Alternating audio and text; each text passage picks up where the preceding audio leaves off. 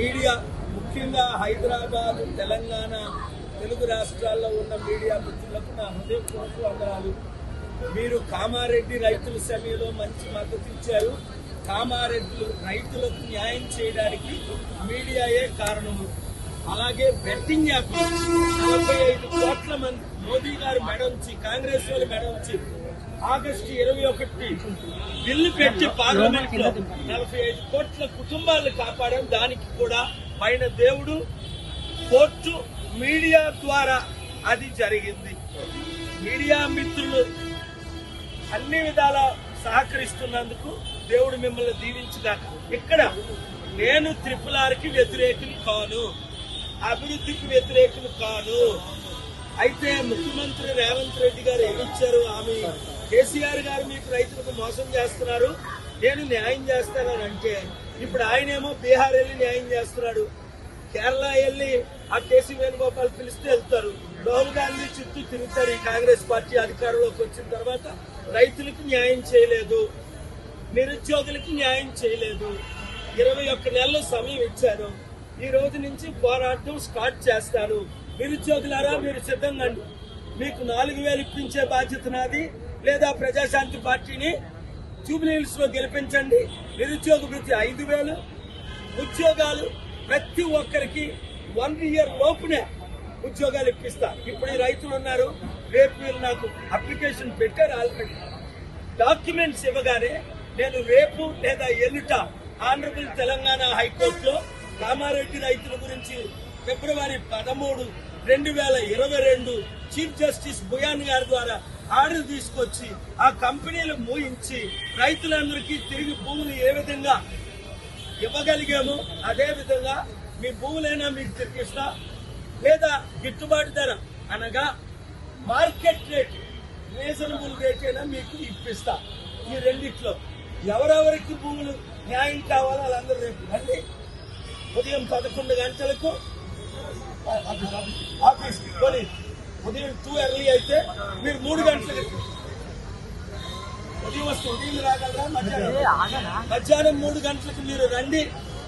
382 Aparajit colony Ameerpet ఇక్కడి నుంచి 5 నిమిషాలు కనుక ఫారాలు తీసుకొచ్చిన వారందరికీ వాళ్ళు అటాచ్ చేసి కోర్టులో రేపు రాత్రే ప్రిపేర్ చేసి వీలైతే నేను బుధవారం ఎదుటే ఆనరబుల్ హైకోర్టులో ఫైల్ చేస్తాను.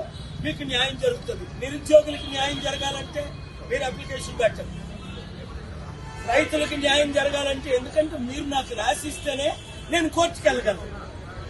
మీరు రాసి ఇవ్వకుండా నేను కోర్టుకు వెళ్ళలేను. ఆ రోజు కామారెడ్డి రైతులు వచ్చారు, రాసి ఇచ్చారు, కోర్టుకు వెళ్ళాం, వారికి న్యాయం చేశాం. వాళ్ళేమో బీజేపీ ఎమ్మెల్యేని గెలిపించుకున్నారు. అక్కడ న్యాయం చేసింది నేను, గెలిపించుకుంటుంది ఎవరినో. ఈ 3 పార్టీలు మనకు అవసరమా? ఇప్పుడు కాంగ్రెస్ ని గెలిపించినా, కేసీఆర్ ని గెలిపించినా, బీజేపీని గెలిపించినట్టే. ఎందుకంటే వాళ్ళ ఆధ్వర్యంలోనే ఇవన్నీ అన్యాయాలన్నీ జరుగుతున్నాయి.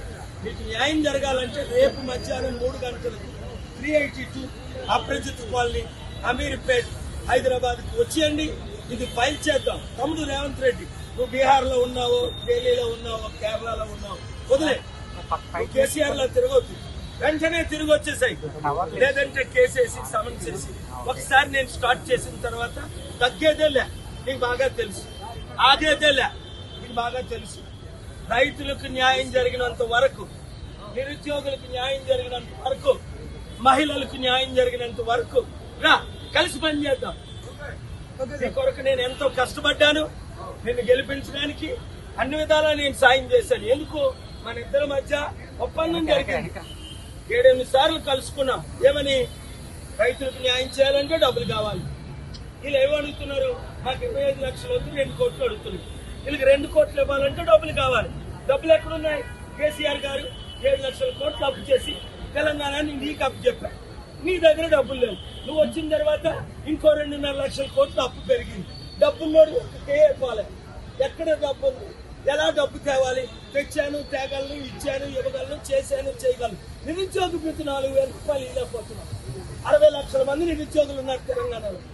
నేను ఇంకా జూబ్లీహిల్స్ లో ఎందుకు పోటీ చేయాలనుకుంటున్నాను అంటే, ప్రజాశాంతి పార్టీ క్యాండిడేట్ గురించి నువ్వు 21 నెలల్లో అమెరికా రమ్మంటే రావు, సమిట్కి రమ్మంటే రావు, మీటింగ్లకు రమ్మంటే రావు, చారిటీ సిటీకి రమ్మంటే రావు, అందరినీ కలుస్తావు. నన్ను తప్ప మీటింగ్ డబ్బు తీసుకొద్దాం, బెస్ట్ ముఖ్యమంత్రి అనిపించుకుంటా నెక్స్ట్ 3 years, లేదా వరస్ట్ ముఖ్యమంత్రి అనిపించుకుంటా జూబ్లీహిల్స్ లో ఓడిపోయిన తర్వాత 2 సంవత్సరాల్లోనే మాజీ ముఖ్యమంత్రి అయిపోతాం. నువ్వే తేల్చుకో. దేవుడి కృపలో డాక్టర్ కేఎఫ్ పాల్తో నువ్వు చేయి కలిపితే అద్భుతాలు జరుగుతాయి. ఇలాంటి మహిళలకు అద్భుతాలు, రైతులకు అద్భుతాలు, నిరుద్యోగులకు అద్భుతాలు. సూపర్ 6 అమలు చేస్తాం. చంద్రబాబు నాయుడు ఎలాగో ఫెయిల్ అయ్యాడు, ఆయన రూట్ లో నువ్వు వెళ్ళదు. Thank you very much. God bless you.